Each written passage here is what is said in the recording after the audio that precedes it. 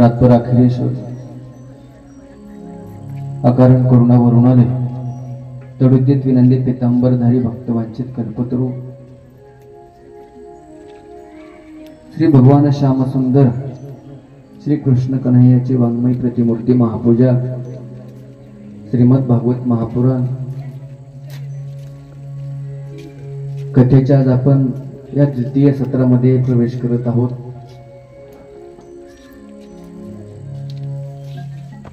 काल आपण या ग्रंथाचं महात्म्य पाहिलं आणि आज प्रथम स्कंधामध्ये आपण प्रवेश करत असताना या ठिकाणी उपस्थित राहिलेले सर्व रामभक्त असतील, कृष्ण भक्त असतील, वारकरी संप्रदायातील, अन्य संप्रदायातील सर्व ज्येष्ठ श्रेष्ठ भाविक या ठिकाणी उपस्थित आहात। सर्वांना या व्यासमंचावरून सादर प्रणाम।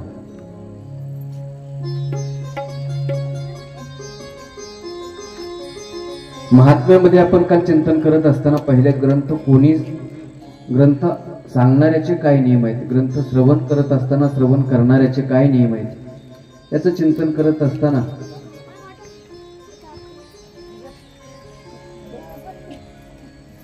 गोकर्ण पंडितो ज्ञानी धुंदुकारी महाखल,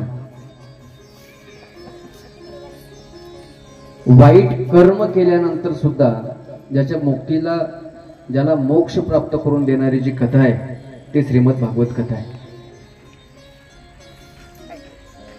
आणि म्हणून या प्रथम स्कंधामध्ये प्रवेश करत असताना व्यासजी सर्वात अगोदर जे वंदना करतायत ते या ठिकाणी सत्याला वंदना करतायत। जन्माद्यसे येतोन्वयादितरतश्चार्थेषु विघ्नेश्वरात् तेने ब्रह्मा हृदयादि कवये मुह्यन्ति यत् सूरय तेजो वारी मृदाम यथा विनिमय यत्र त्रिसर्गो मृषा धाम्ना स्वेन सदा निरस्तकुहकं सत्यम परम धीमहि। महात्म्यामध्ये वंदन करत असताना व्यासांनी भगवान श्रीकृष्णाला वंदन केलं, श्रीकृष्णाय वयम नुमः।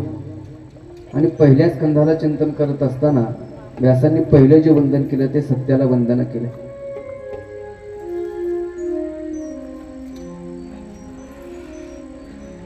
ज्या परमात्म्याच्या सत्तेनं सर्व ही सृष्टी चाले हे शरीर कोणाची सत्य कोण बोलावे तो हरिवे, किंवा देखवी ऐकवी एक नारायण, किंवा वृक्षाचे पान हले ज्याची सत्ता राहिली अंत मग कोठे, असा जो परमात्मा आहे त्याच परमात्म्याचं नाव खऱ्या अर्थानं व्यासजी म्हणतायत तोच परमात्मा खऱ्या अर्थानं सत्य आहे, म्हणून सत्यम परम धीमहि।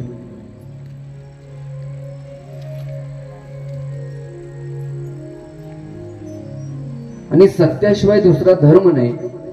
रामायणामध्ये चिंतन येते, रामायणामध्ये तुलसीदासजी म्हणतायत धर्म न दूसर सत्य समाना, धर्म न दूसर सत्य समाना, धर्म न दूसर सत्य समाना, धर्म न दूसर सत्य समाना। आगम निगम पुराण बखाना, आगम निगम पुराण बखाना, आगम निगम पुराण बखाना, आगम निगम पुराण बखाना।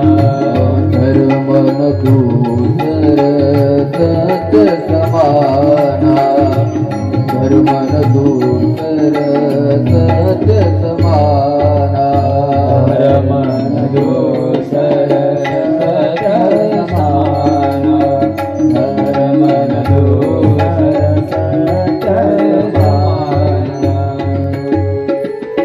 धर्म न दूसर सत्य समाना, आगम निगम पुराण बखाना। कथा श्रवण करत असताना व्यास म्हणतायत की कथा श्रवण करत असताना सर्वात अगोदर सत्य धर्म माणसाने स्वीकार केला पाहिजे। कथा ऐकायची कशासाठी? कथा श्रवण करताना जर आपल्या अंतःकरणात परिवर्तन होत नसेल तर खऱ्या अर्थानं कथा ऐकून सुद्धा फायदा नाही। व्याजी म्हणतात मंदिरात जायचं असेल मंदिरात नक्की जा, पण मंदिरात जात असताना सत्याच्या मार्गाने चालत जा. एखाद्या वेळेला जर पुण्यकर्म करायचं असेल तर नक्की पुण्यकर्म केलं पाहिजे, पण सत्य मार्गाने केलं पाहिजे. मग कदाचित एखाद्या वेळेला जर सत्य कर्म करत असताना जर असत्य बोलत असाल, काय पुण्यकर्म करत असताना जर असत्य बोलत असाल तर ते पुण्यकर्म सुद्धा तुम्हाला फल प्राप्त करू देणार नाही. मंदिरात जात असताना जर तुम्ही असत्य बोलत असाल तर ते असत्य कर्म तुम्हाला मंदिरातल्या देवाला सुद्धा प्रसन्न होऊ देणार नाही. म्हणून सत्यासारखा दुसरा धर्म नाही. म्हणून तर आम्हाला लहानपणापासून शाळेत शिकवलं जायचं, काय धर्म जर कोणता असेल तर कोणता धर्म आहे? खरा तो एकची धर्म जगाला प्रेम रे पावे. खरा तो एकची धर्म जगाला प्रेम रे पावे. खरा तो एकची धर्म जगाला प्रेम रे पावे. खरा तो एकची धर्म जगाला प्रेम रे पावे. एकच धर्म आहे तो म्हणजे जगाला काय केलं पाहिजे, जगावरती प्रेम करता आलं पाहिजे आणि सत्य बोलता आलं पाहिजे. म्हणून ही भागवत कथा आपल्या जीवनामध्ये परिवर्तन त्याच दिवशी करेल की ज्या दिवशी आपण सत्याच्या मार्गाने चालत असाल. मग वास्तविक पाहता मग ही भागवत कथा आमच्यापर्यंत आली कशी, तर त्याचं चिंतन करत असताना व्यास महर्षी सांगतायत, निगम कल्पतरोर्गलितं फलं शोकमक मुखाद मृतद्रव संयुतं पिबत भागवतम रसमालयं बुभुरौ रसिका भुवि भावुकाः. हे वेदरूपी वृक्षाचं एक फळ आहे. म्हणतायत निगम कल्पतरू. निगम म्हणजे वेदरूपी, कल्पतरू निगम वेदरूपी कल्पवृक्षाचं फळ आहे. मग त्यांना विचारलं की हे फळ इथपर्यंत कसं काय आलं, तर सांगितलं शोकमुखाद. शोक म्हणजे पोपट, पोपटाचं मुख लागलं म्हणजे शुकदेवजीच्या मुखारविंदातून ही कथा आपल्यापर्यंत आली. म्हटलं मग आणि त्याचा एक गुणधर्म असतो, पोपट एकतर आंबट फळाला तोंड लावत नाही किंवा ज्या फळाला पोपट तोंड लावतो ते फळ गोड झाल्याशिवाय राहत नाही. म्हणजे ही कथा जी आहे ती शुकदेवांच्या मुखातून खऱ्या अर्थानं त्यांच्या मुखाद्वारे ही कथा आपल्यापर्यंत आली. मग म्हटले हे जर फळ असेल तर समजा आंब्याचं फळ जर म्हटलं तर आंब्याच्या फळाला कोई असते, वर त्याला साल असते. मग तसं कोई आसार आहे आणि आंब्याचं वरचं साल आसार आहे, मधला रस जो आहे तो काय सार आहे. मग जर फळामधली कोई जर आसार असेल, वरची साल जर आसार असेल आणि मधला रसच जर सार आहे, तसं भागवत ग्रंथामध्ये नेमकं सार कोणतं आहे आणि आसार कोणता आहे तेवढं सांगा. व्याजी म्हणतायत बाकीच्या फळामध्ये सार आणि असर चिंतन करता येईल, पण भागवतामध्ये तसं विचार करता येत नाही. का तर मुखात अमृत संयुतम. काय शब्द आहे? अमृत आहे. याच्यामध्ये पूर्णपणे अमृत भरलेलं आहे आणि अमृत रूपी फल खऱ्या अर्थानं त्या ठिकाणी आपण काय करावं तर म्हणतात पिबत भागवतम रसमालय. या रसाचा पिबत शब्दाचा अर्थ आहे पिब धातू आहे आणि त्याचा अर्थ आहे पिण्या अर्थानं तो धातू आहे. पिबत भागवतम रसमालय, तो भगवत रूपी रस काय करायचा आपल्याला प्यायचा आहे. आता मग या ठिकाणी शंका अशी येते की भागवत रस जर पिण्यासाठी सांगितलाय, आंब्याचा रस पिणं साहजिक आहे कारण तो तोंडाने पिता येईल, पण भागवत रूपी रस जर प्यायचा असेल तर कशाने प्यावं लागेल? मग इथं व्यासांनी लिहायला पाहिजे होते श्रवणम भागवतम रसनालयम. श्रवणम म्हणायला पाहिजे होती, तर पिबत शब्द वापरलाय. त्याचा अर्थ असा आहे की व्यासांना सांगायचंय जो फक्त कानानं इकडच्या कानानं ऐकतो आणि इकडच्या कानानं सोडून देतो त्याला म्हणायचं, त्याला पिबत म्हणता येत नाही. पण जो दोनही श्रवण इंद्रियानं श्रवण करतो आणि आपल्या अंतःकरणास साठवतो त्याला म्हणावं पिबत भागवतम रसमालय. श्रोत्याचे प्रकार सांगत असताना आमचे गुरुजी सांगायचे श्रोते अनेक प्रकारचे असतात. त्यातले 3 प्रकार सांगायचे. पहिला असतो श्रोता, दुसरा असतो सरोता आणि तिसरा आहे सोता. सरोता शब्दाचा अर्थ होतो जो सुपारी कापतात. बाप्पा जे सुपारी कापतात त्याला सरोता म्हणतात. स्वतः कथेला आला 2 तास कथेमध्ये बसणार, पण कथा संपेपर्यंत मस्तपैकी झोप घेणार आणि शेवट काय एकदा झालं बोले गोपाल कृष्ण भगवान की जय म्हटल्याबरोबर त्यांची झोप उठून तो म्हणतो कथा कधी चालू व्हायची. म्हणजे याला म्हणायचं अरे बाबा कथा झाली बाबा, तो म्हणतो मग झाली तर मग आता का जय जयकार केला, अरे बाबा संपल्यानंतर एकदा जय करावा लागतो. मग त्या पद्धतीनं म्हणजे त्याला कथा झालेली माहिती होत, त्याला म्हणायचं श्रोता. पण श्रोता तो आहे जो दोनही श्रवण इंद्रियानं श्रवण करतो आणि आपल्या हृदयामध्ये अंतःकरणात साठवतो, त्याला श्रोता म्हणावं. जसं ते काय महात्म्यानं मूर्तिकारानं मूर्त्या विकायला बांधल्या आणि एका मूर्तीची किंमत 10,000 रुपये ठेवली आणि एका मूर्तीची किंमत 1,00,000 रुपये ठेवली. लोक यायचे पाहायचे म्हणजे अरे एवढ्या सुंदर मूर्त्या, मग एवढ्या सारख्या मूर्त्या बनवल्या म्हणले दोनही मूर्त्या सारख्या दिसतात, लोकांना आकर्षकता झाली. लोक म्हणायला लागले की बाबा या मूर्तीची किंमत काय. त्यानं सांगितलं या मूर्तीची किंमत 10,000 आहे, या मूर्तीची किंमत 1,00,000 रुपये. म्हणलं काय वेड्यात काढलं का आम्ही काय अमेरिकन आलो, आम्हाला कळत नाही का. अरे दोनही मूर्त्या सारख्याच आहे म्हणजे वजनात काही फरक आहे का. नाही म्हणलं वजनही सारखं आहे, दोन्ही मूर्त्यांचं वजन 1-1 किलो आहे. म्हणलं मग एकाची किंमत 10,000 आणि एकाची 1,00,000. म्हणलं जी 1,00,000ची मूर्ती आहे त्याच्यात काही सोनं वगैरे वापरलंय का काही. त्यानं सांगितलं काही नाही, दोनही मूर्ती पितळाच्याच आहे. म्हटलं मग किमतीमध्ये एवढा बदल का. तो म्हटलं मला माहिती नाही, जो जाणकार असेल तो 10,000ची घेऊन, जाणकार असेल तो 1,00,000ची नाही, ज्याला कळणार नाही तो 10,000ची घेऊन जाईल, ज्याला जी पाहिजे ती घेऊन जा. लोक याचे विचार करायचे म्हणजे नेमकं काय मूर्तीत बदल आहे.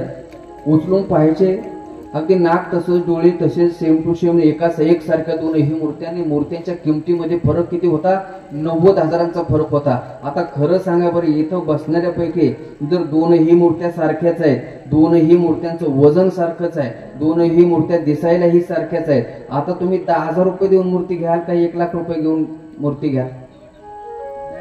हा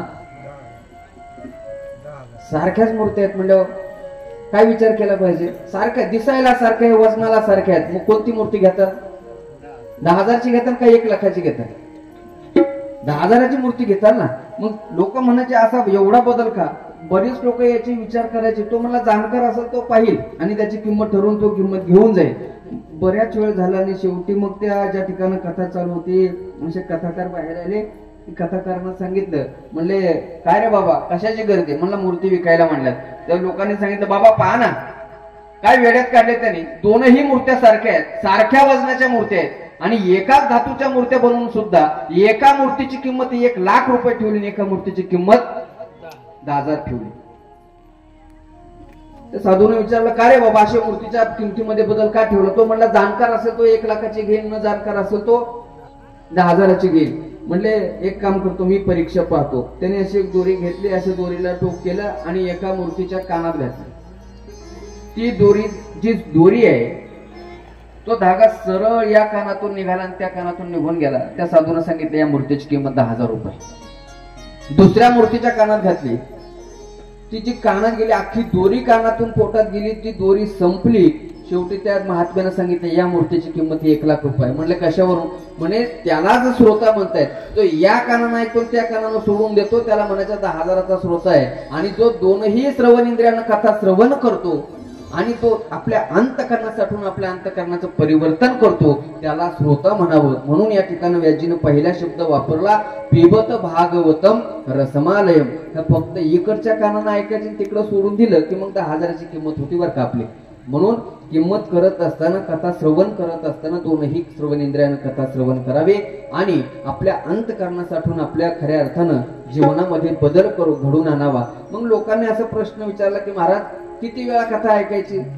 13 वर्षापूर्वी आम्ही कथा ऐकत होतो, 4-5 वर्ष झालं कथा. त्यावेळेस 4-5 वर्ष कथा ऐकली, पुन्हा भागवत कथाच का ऐकता. मग नुसती भागवत कथाच का, किती दिवस ऐकायची. कारण बऱ्याच वेळेला प्रश्न होतो किती वेळा. रामचरित्र श्रवण करत असताना रामकथेमध्ये सुद्धा प्रश्न असा केला की किती वेळा रामकथा ऐकायची. तुलसीदासजी म्हणतायत जोपर्यंत आपल्या जीवनामध्ये बदल होत नाही तोपर्यंत कथा ऐकली पाहिजे. या ठिकाणी सांगतायत मुहुरहो रसिको भुवी भाव कहा. मुहुरहो म्हणजे याचा अर्थ पुन्हा पुन्हा कथा श्रवण केली पाहिजे. खरं सांगा बरं, इथं माणसं कधी कधी डेअरिंग करतात. महाराज किती वेळा तुमचीच कथा ऐकायची, कधीतरी कथाकार बदला ना. दादा काय म्हणतात. म्हणतील ना लोक, काय शंका, लोकांच्या मनात येणं साहजिक आहे ना. कारण परवा दिवशी दशक्रिया विधी किती वेळा कथा ऐकायची, तर त्या ठिकाणी सांगतायत जोपर्यंत श्रोत्याच्या अंतकरणात वक्त्याबद्दलचा हा भाव जात नाही तोपर्यंत कथा फलद्रूप होत नाही. म्हणून त्या ठिकाणी सांगतायत कथा श्रवण करत असताना मुहुर्मुहु पुन्हा पुन्हा पुन्हा पुन्हा. खरं सांगा बरं, आपण रोज पेपर वाचतो की नाही, रोज पेपर वाचतो, परंतु पेपर जुना होतो. माझ्या ज्ञानोबरायाने, माझ्या तुकोबरायाने 750 वर्षापूर्वी, 400 वर्षापूर्वी अभंग, 375 वर्षापूर्वी अभंग लिहून ठेवले. आजही अभंग आमचे जुने होत नाही. कारण त्याचा अर्थच असा आहे, न भंग इथे अभंग, ज्याचा कधीच भंग होत नाही.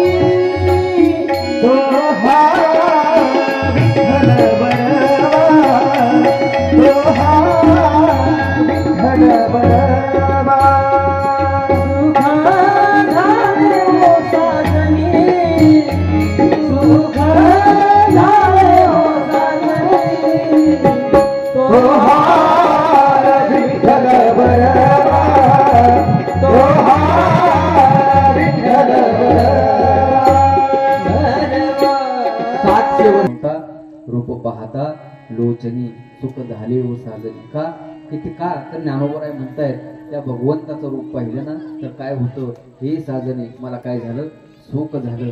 पण अभंग म्हणताना त्या अर्थानं अभंग म्हणून पहा, 700 वर्ष झालं तरी अभंग जुने होत नाही माझ्या ज्ञानोबरायांचे, माझ्या तुकोबरायांचे. म्हणून पुन्हा पुन्हा पुन्हा पुन्हा ऐकत राहावं.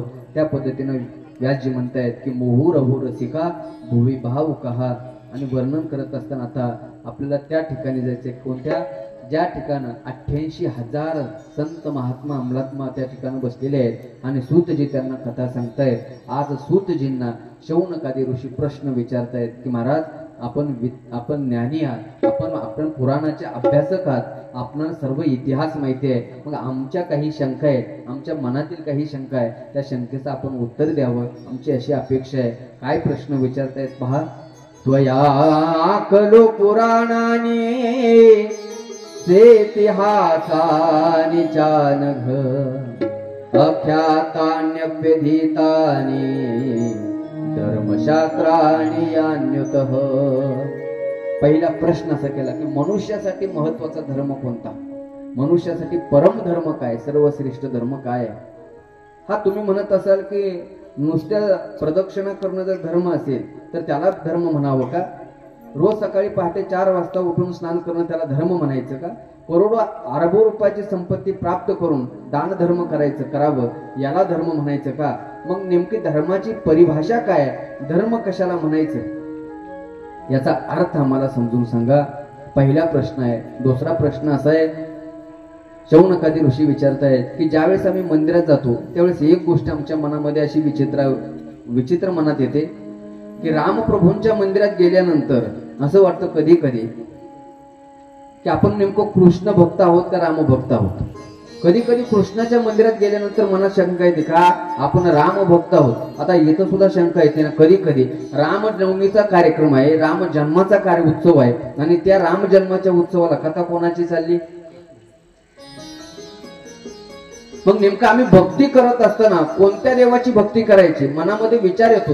तर त्या ठिकाणी आमच्या ह्या प्रश्नाचं उत्तर सांगा की सर्वात श्रेष्ठ देवता कोणते, आम्ही भक्ती कोणत्या देवाची करायची. तिसरा प्रश्न असा आहे की परमात्म्याचं नाव वेदामध्ये अजन्म आहे का, तर शास्त्रामध्ये म्हणले रंग नहीं रूप नहीं वरण छाया, रंग नहीं रूप नहीं वरण छाया, रंग नहीं रूप नहीं वरण छाया, रंग नहीं रूप नहीं वरण छाया, निराकार निर्विकार तू चिरघुराया, निर्विकार तू चिरघुराया, निराकार निर्विकार तू चिरघुराया, निराकार निर्विकार तू चिरघुराया, मैं गुलाम तेरा, मैं गुलाम तेरा, मैं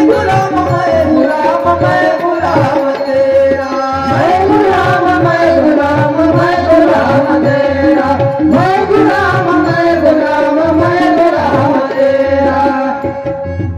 रंग नाही रूप नाही वर्ण छाया, त्याला रंग नाही, ज्याला रूप नाही. वेदामध्ये असं सांगतात की त्याला रंग नाही, त्याला रूप नाही. का तुकोबराय म्हणतायत नाही खुजाना ठेंगना, काय त्याला वर्णच नाही, त्याला गुणही नाही. आणि मग या ठिकाणी ग्रंथामध्ये सांगतात जर परमात्म्याचं वर्णन करत असताना शास्त्र सांगतंय तो अजन्म आहे, म्हणजे त्याला जन्म नाही. न जन्म इति अजन्म, ज्याला जन्मच नाही.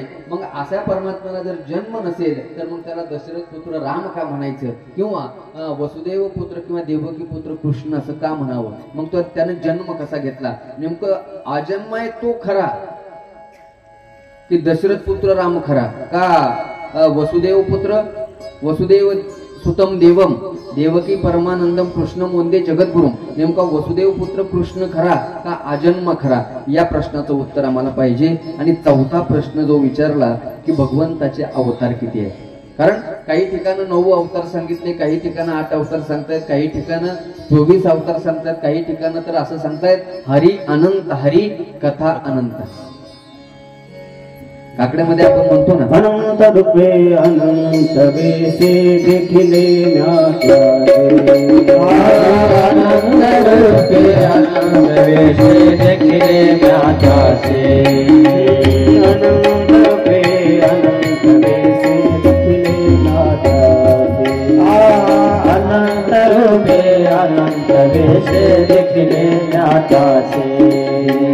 बापर कुमार पुनः बानरी कैसे, बापर कुमार पुनः बानरी कैसे, बापर कुमार पुनः बानरी कैसे, बापर कुमार पुनः बानरी कैसे.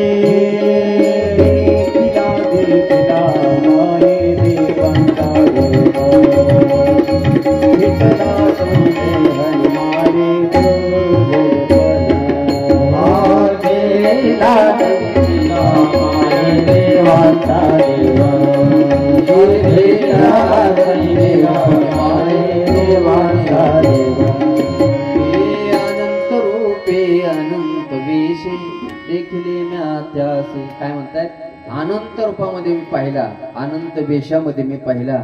आणि मग नेमका जर ग्रंथामध्ये तुम्ही सांगता काय त्याचे 24 अवतार आहेत, कोणी म्हणतंय 8 अवतार आहेत, कोणी म्हणतंय 9 अवतार आहेत, कोणी म्हणतं हरी अनंत, हरी कथा अनंत, किंवा अनंत रूपे अनंत वेशे देखिले मी त्यासे, बाप रखुमादेवी रूपून बाणली कैसे. मग त्याचे नेमके अवतार किती आहेत याचं उत्तर आम्हाला द्या. आणि 5वा प्रश्न जो होता, 5वा प्रश्न विचारलाय वक्ता तो श्रेष्ठ आहे, वक्ता श्रेष्ठ तो आहे का. जर विस्तारपूर्वक जर एखादा सिद्धांत असेल तर त्या सिद्धांताला जो लघु स्वरूपात जो सांगेल त्या वक्त्याला श्रेष्ठ म्हणावं. कारण कलियुगामध्ये एवढे 4 वेद, 6 शास्त्र, 18 पुराण ऐकायला आणि सगळी कथा ऐकायला वेळ आहे का. इथं लोक पहिल्यांदा सूचना देतात महाराज 9:30 वाजता सगळं आवरलं पाहिजे. आणि मग तुम्ही जर एखादा विषय जर असा विस्तारपूर्वक केला आणि एखादी कथा जर विस्तारपूर्वक केली तर म्हणते आम्ही जेवायचं कधी, घरी जायचं कधी. एक तर आता कसे दिवस चाललेत, हा आता एक तर लाईटीचे दिवस आहेत, दुसरी गोष्ट आता हळूहळू मला वाटतं चोरटे बी यायला सुरुवात होते. मग एवढ्याच्यात जर तुम्ही एखादी गोष्ट विस्तारपूर्वक सांगितली त्याच्यात जर 2 तास घातले तर ती कथा पाठीमागे राहील ना. म्हणून विस्तारपूर्वक जी गोष्ट आहे ती आम्हाला छोट्याशा संक्षिप्त रूपात सांगा. कारण सागरात घागर बसते, परंतु घागरीत जर सागर बसवता आलं तर त्या वक्त्याला काय म्हणावं, श्रेष्ठ म्हणावं. नाहीतर गोष्ट छोटीच असते पण त्याला काय करतात, आपल्या बाप्पासारखं करायचं, त्याला विस्तारपूर्वक करायचं. कधी कधी होतं ना, प्रसंग येतो बाप्पा कधी कधी एखाद्याच्या वास्तुशांतीला गेलं आणि पूजेला गेल्यानंतर काय झालं, अशी लोक म्हणतात की महाराज बाप्पा काय करा, थोडीशी पूजा लांब. बाप्पाला म्हणावं लागतंय काय, आता का परत बाप्पा पहिल्या अध्याय जाते का, साधू होण्याच्या पहिल्या अध्याय जातील का. आता जर अध्याय जर संपले सत्यनारायणाचे, परत कसं काय पहिल्यांदा जायचं. मग बाप्पाला सुद्धा त्या पद्धतीनं काय झालं, एका ठिकाणी बाप्पा ब्राह्मण काका पूजा करत होते सत्यनारायणाची, आणि सत्यनारायणाची पूजा उरकत आली आणि शेवटचा अध्याय चालला, आणि अगदी शेवटच्या ओळीला त्या ब्राह्मण काकानं सुरुवात केली. आणि जशी सुरुवात केली तेवढ्यात तो यजमानाच्या घरचा एक व्यक्ती आला, त्याने सांगितलं बाप्पा काय करा, थोडीशी पूजा लांबवा. बाप्पा म्हणे ते काय प्रकाश महाराजांची भागवत कथा आहे का, लांबवा म्हणलं की लांबते. किंवा प्रकाश महाराजांच्या दहाव्याच्या कीर्तनाला प्रवचनाला बसलेत का, अजून कावळा येणार चलू द्या, अजून कावळा येणार चलू द्या, लांबवायला ते काय पूजा येते. खरं सांगा सत्यनारायणाची पूजा कुठं लांबवता येते का. पण बाप्पा हुशार होते, त्यांनी काय केलं, ते म्हणले अहो काय ही सत्यनारायणची पूजा कुठं लांबवता येते का.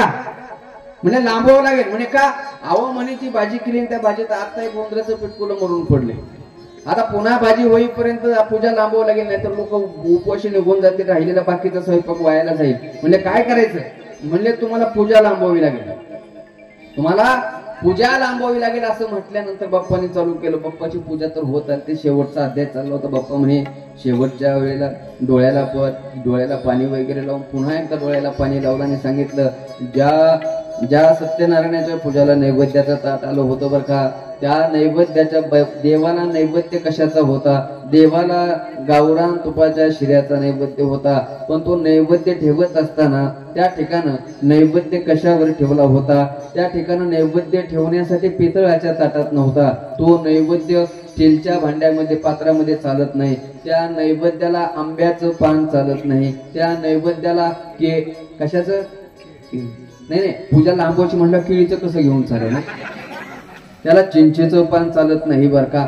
सगळ्या वृक्षांची पानं घेतली. ज्या वेळेस बाप्पाच्या कानात येऊन सांगितलं बाप्पा आता झाली भाजी, बाप्पाने सांगावं तर ते पान कशाचं होतं माहितीये का, ते पान आंब्यात कशाचं, ते पान केळीचं होतं बरं का. आणि मग त्यांनी काय म्हणायचं, बोले सत्यनारायण भगवान की जय. मग त्याला म्हणायचं लांबवायचं. आता मला सांगा इथं का अशी जर कथा लांबवत चाललं तर कथा राहील का.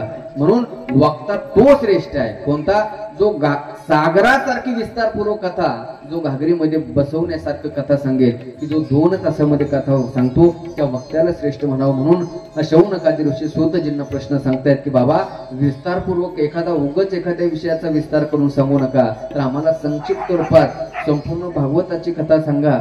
आणि 6वा प्रश्न असा होता की ज्यावेळेस तुम्ही म्हणता की भगवंत प्रत्येक युगामध्ये अवतार घेतात, आणि शास्त्राचा नियम आहे, भगवंत म्हणतायत काय, परित्राणाय साधूनां विनाशाय च दुष्कृतां धर्म संस्थापनार्थाय संभवामि युगे युगे. प्रत्येक युगामध्ये मी कशासाठी येतो, धर्माची पुनर्स्थापना करण्यासाठी मी येत असतो. मग भगवंत तर प्रत्येक युगामध्ये धर्माची पुनर्स्थापना करण्यासाठी येत आहेत, आणि आपली लीला अवतार कार्य संपल्यानंतर भगवंत निजधामाला जात आहेत. शौनकादी ऋषी विचारताय, सूतजी जर भगवंत निजधामाला लीला संपवल्यानंतर जात असतील तर मग धर्म एकटा पडत असेल, आणि मग धर्म जर एकटा पडला तर धर्मानं शरण कोणाला जायचं, धर्मानं शरण कोणाला जायचं. मग त्या ठिकाणी या 6 प्रश्नांची उत्तर देत असताना त्या ठिकाणी सूतजी सांगतायत की तुमचे प्रश्न अतिशय उत्तम आहेत. त्या ठिकाणी सूतजी प्रश्नाचं उत्तर देत आहेत. म्हणतायत पहिला प्रश्न होता काय, मनुष्याचा मुख्य धर्म काय, परम धर्म काय, काय मनुष्याचा परम धर्म.